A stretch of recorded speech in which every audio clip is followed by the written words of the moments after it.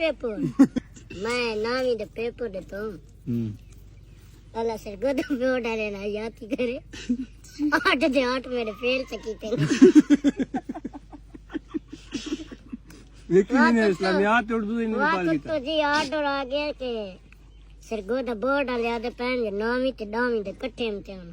मैं के वो चंद चाह गया बात सारे को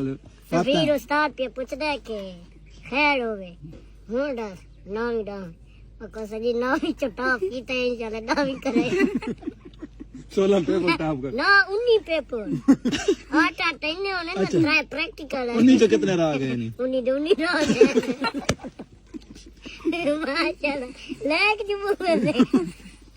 रानू जी मार बात पीछे बला देता 6वीं 7वीं 8वीं पीछे देवास लग गया ओनु पता है जी तीन बला वहिया दइया करीसन स्कूल वाद दाखिल करा दे तो ने नाम उते पहाड़ मार गए जी बात फिर ठीक है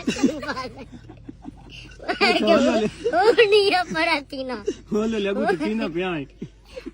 बात 10 साल हुआ बोले लगू तो तीना पे दू तो 4 थी गए था